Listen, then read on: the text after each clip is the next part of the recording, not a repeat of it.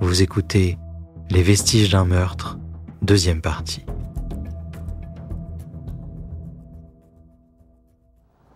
Le 22 mars 1988, au cœur d'une forêt au sud de Saint-Louis, commença l'enquête d'un des cas les plus mystérieux jamais rencontrés par une patrouille de l'État du Missouri.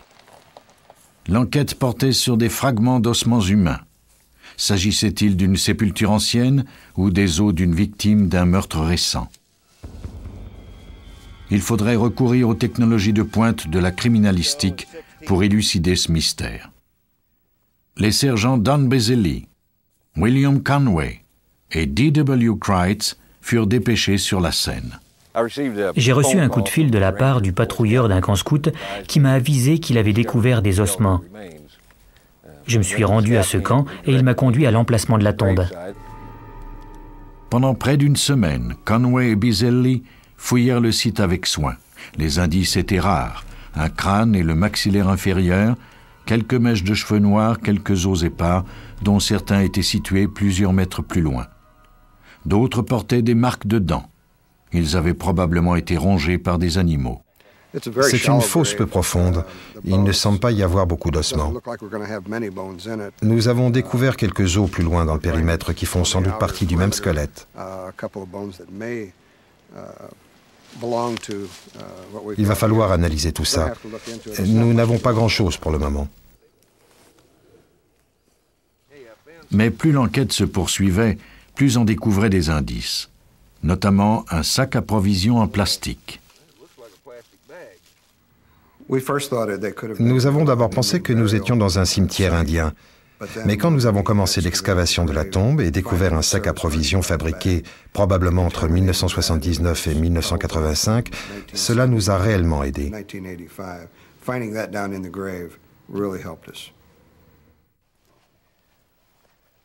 Un autre indice allait bientôt jouer un rôle important dans la découverte de l'identité de la victime. Il s'agissait d'un bouton de métal sur lequel était gravé le logo Tex Wood.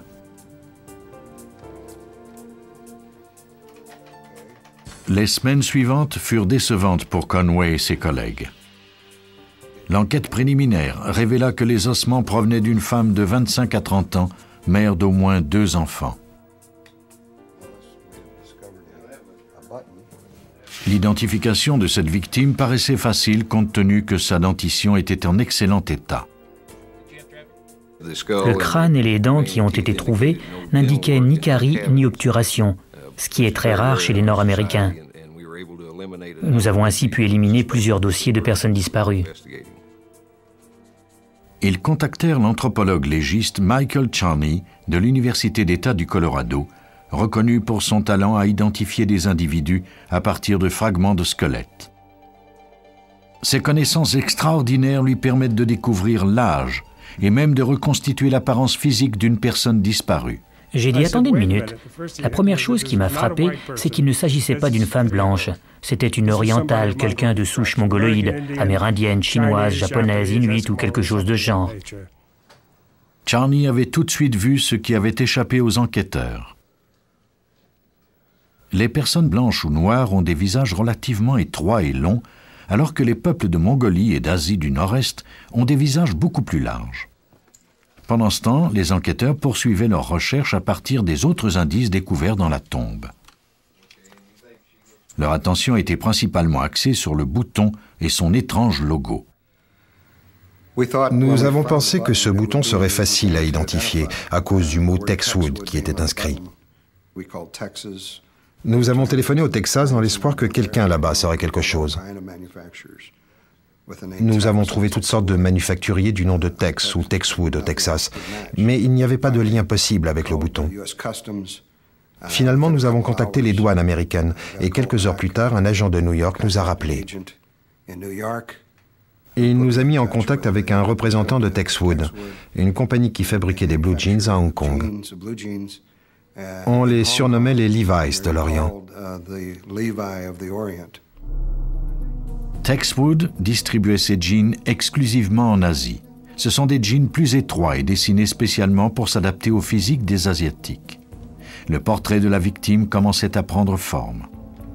Et plus importante encore, il correspondait à ce que Michael Charney avait découvert, une femme mince, asiatique, entre 25 et 30 ans, mère d'au moins 2 enfants. Jusqu'à présent, toutes les tentatives d'identification de la victime avaient échoué. Charney leur fit une suggestion. Pourquoi ne pas tenter de recréer le visage de cette femme? La reconstitution d'un visage à partir d'un crâne est une des techniques les plus spectaculaires de l'arsenal de la criminalistique. Elle requiert avant tout une grande précision mathématique. Une série de chevilles de caoutchouc sont fixées au moulage du crâne. Ces chevilles indiquent l'épaisseur de la chair à certains points stratégiques du visage. Elles sont ensuite reliées entre elles par des languettes d'argile. Peu à peu, le visage apparaît. On place des yeux de plastique dans les orbites, ce qui redonne littéralement vie au crâne. Un modelage soigneux et l'utilisation d'une éponge humide permettront de donner une texture réaliste à la peau. Un peu de peinture, une perruque noire et voilà la transformation complétée. Pour la première fois, nous avons un aperçu du visage de la victime.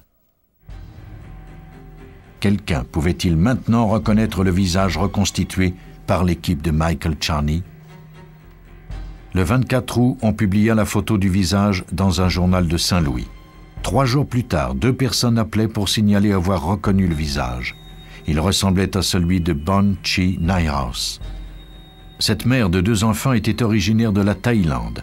Ses amis ne l'avaient pas vue depuis la fin de 1983. Bon Chi était l'épouse de Richard Naihaus, ancien GI dont elle avait fait la connaissance à Bangkok pendant la guerre du Vietnam. Nous avons rencontré une première fois M. Naihaus qui semblait vraiment être un citoyen très bien. Il avait une belle maison, bien entretenue. Vous savez, un honnête citoyen dans un quartier aisé. Il travaillait à temps plein et avait un revenu substantiel.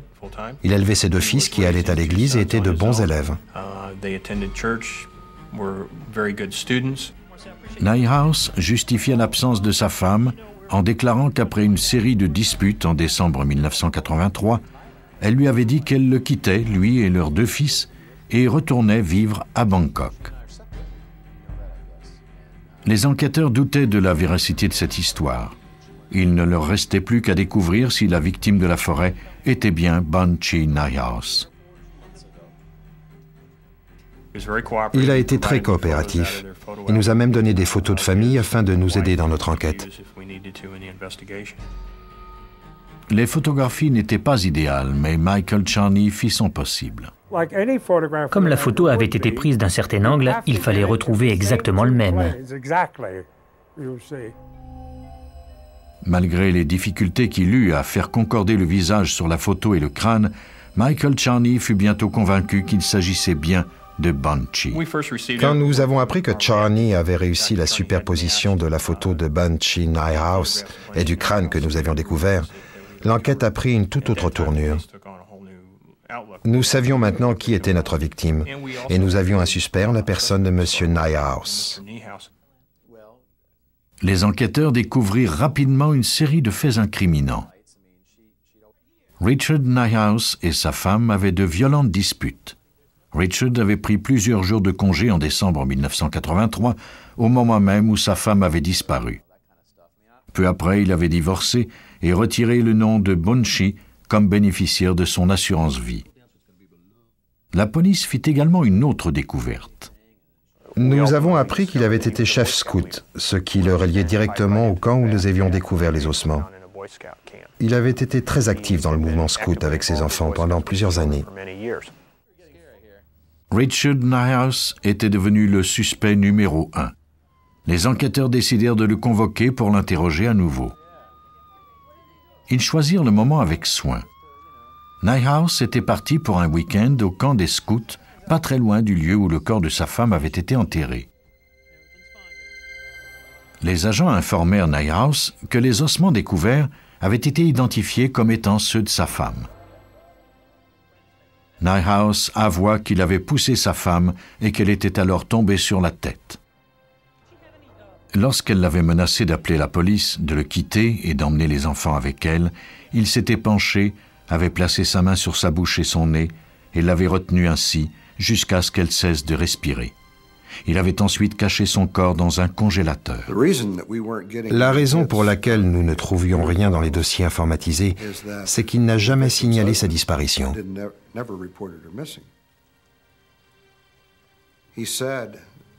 Il avait raconté qu'il était allé la conduire à l'aéroport et qu'elle était repartie pour la Thaïlande. En fait, il l'avait assassinée, cachée dans son congélateur pendant 3 mois, puis il l'avait transportée au ranch scout pour l'enterrer.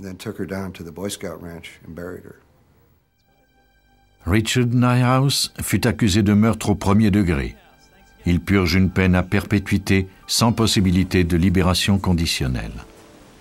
Le temps et les éléments avaient altéré le corps de Bon Chi, ajoutant ainsi à la difficulté de retrouver son meurtrier.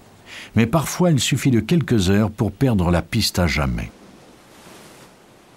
En septembre 1983, à Jacksonville, en Floride, 2 amis découvrirent avec horreur le corps d'un homme. Il gisait au pied d'une dune. Il avait des blessures importantes à la tête. Les détectives du bureau du shérif de Jacksonville répondirent rapidement à l'appel. Il n'y avait aucune pièce d'identité sur la victime. Les seuls indices étaient une queue de billard cassée et une série d'empreintes de pas qui menaient à des empreintes de pneus dans le sable. Les policiers prirent soin de bien sauvegarder les indices et ils les recueillirent un à un. Les empreintes de pneus étaient les plus prometteuses. Leur présence était un vrai coup de chance. La pluie, une simple brise ou un mauvais pas, et elles auraient été détruites. Conserver ces empreintes était délicat. Le seul fait d'en faire un moulage pouvait les détruire à tout jamais. Les policiers firent appel au spécialiste Ernest Ham du laboratoire judiciaire régional de Jacksonville. Nous avons analysé la scène. Les empreintes de pas et de pneus ont été photographiées. Nous voulions ensuite faire un moulage parce que cela nous permet d'obtenir une représentation réelle et tridimensionnelle de l'objet qui l'a créé. Il faut verser le plâtre très lentement pour que le poids ne vienne pas détruire l'empreinte. Si les policiers perdaient cet indice, ils risquaient de ne jamais retracer le meurtrier. Une fois le plâtre sec, le moule fut soigneusement nettoyé. Maintenant, les détectives disposaient d'une représentation tridimensionnelle parfaite du pneu.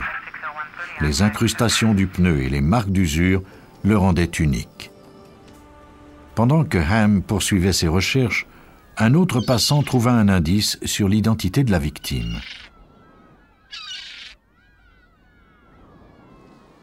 Le portefeuille appartenait à un marin de 21 ans qui travaillait sur un navire amarré à la base aéronavale de Mayport à Jacksonville. Un officier du navire fut appelé à la morgue. Il confirma que la victime était bien Jeffrey Michael Russell. On pratiqua ensuite une autopsie. Le jeune homme avait été battu, sans doute avec la queue de billard découverte sur la scène. Il n'y avait aucune empreinte digitale utilisable. On lui avait ensuite tiré une balle dans la tête à environ 60 cm de distance. Le médecin légiste recueillit un projectile de calibre 357 dans la tête de la victime. Les camarades de bord de Russell déclarèrent tous qu'il était apprécié. Il était sorti avec des amis la nuit de sa mort. On pouvait croire qu'il avait peut-être même trinqué avec ses meurtriers. La dernière fois qu'on l'avait vu, il quittait une fête et avait prévu faire du stop pour retourner à la base. Pendant que les policiers tentaient de reconstituer la nuit de la victime, Ham poursuivait la tâche astreignante d'identifier le pneu. Après avoir examiné des milliers de motifs, il trouva finalement ce qu'il cherchait. L'empreinte découverte sur la plage avait été faite par un pneu couramment installé sur les pick-up. Maintenant, les policiers savaient au moins ce qu'ils cherchaient, même si pour l'instant ils n'étaient guère plus avancés. Retrouver la camionnette parmi les quelques milliers de camionnettes de Jacksonville serait difficile. Mais les policiers eurent un coup de chance qui leur épargna plusieurs heures d'enquête. Un agent de police qui se trouvait sur les lieux d'un cambriolage ordonna à un conducteur suspect de se ranger le long du chemin. Ce dernier essaya de prendre la fuite, mais il fut rapidement rattrapé et arrêté. Il s'appelait Gregory Cockle. Les agents examinèrent son véhicule et découvrirent une arme à feu sous son siège. L'arme réquisitionnée dans le pick-up était un revolver de calibre 357, le même calibre que celui de l'arme qui avait servi à tuer Russell. Les agents remarquèrent également que les pneus ressemblaient à ceux de l'affaire Russell. Jusqu'à présent, les policiers avaient peu d'espoir de résoudre cette enquête. Mais tout à coup, ils disposaient d'un suspect principal et peut-être même des indices nécessaires pour prouver sa culpabilité. Il fallait maintenant tenter de prouver sa présence sur la scène du crime. Les traces de pneus étaient assurément leur meilleur atout. Un agent compara le pneu avant droit du véhicule de Cockle à une photo du manuel de motif de pneus. Les cheveux lui ont dressé sur la tête parce qu'il s'est rendu compte qu'il voyait exactement ce que nous lui avions décrit. Le travail de Ham n'était pas encore terminé. Il devait d'abord repérer la section du pneu qui avait laissé l'empreinte. Il examina le pneu millimètre par millimètre à la recherche de coupures et de traces d'usure identiques à celles qui se trouvaient sur le moulage.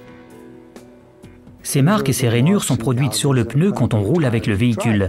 Ce sont grâce à elles que nous pouvons tirer des conclusions déterminantes lors de l'identification du pneu. Elles le rendent unique.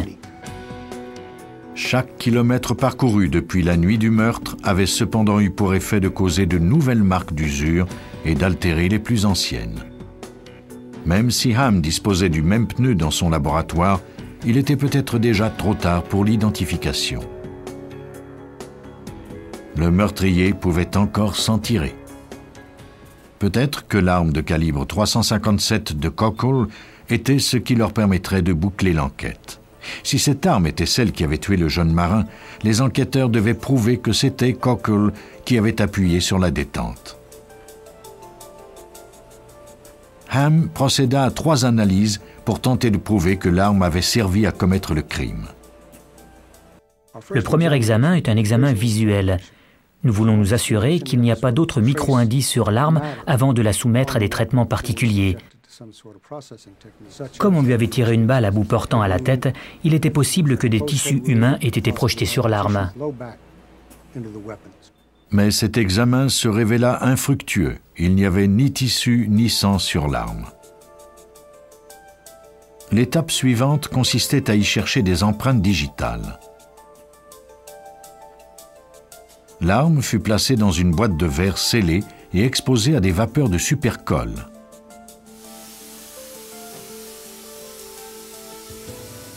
Ces vapeurs adhèrent aux empreintes et les rendent ainsi plus faciles à examiner et à comparer. L'empreinte sur l'arme fut comparée aux empreintes de Cockle prises lors de son arrestation. Elles étaient parfaitement identiques. Cockle avait donc tenu l'arme dans sa main.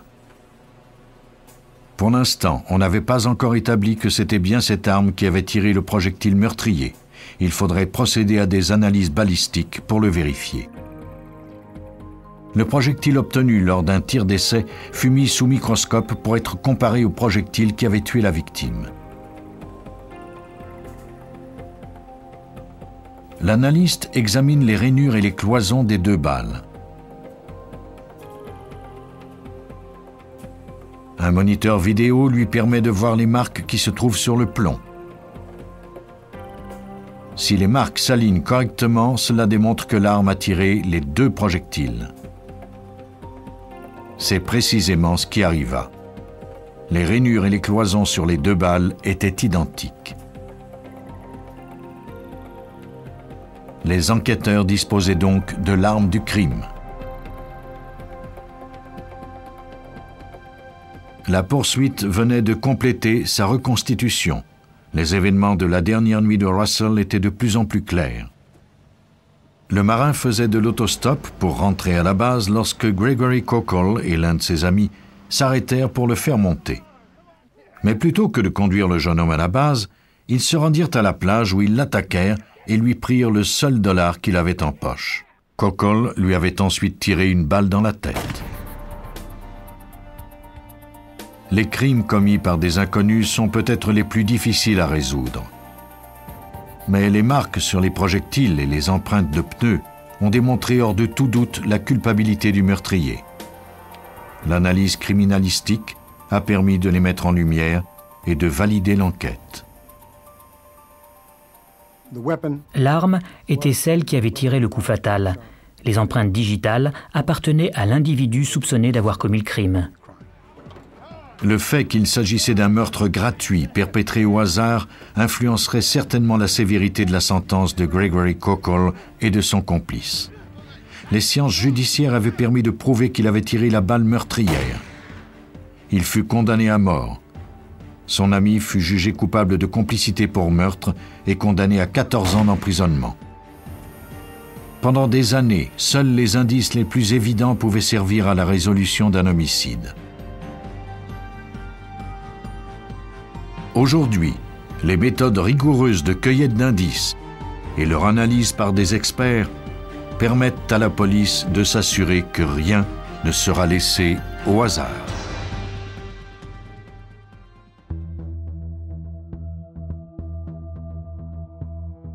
Vous venez d'écouter Police Scientifique.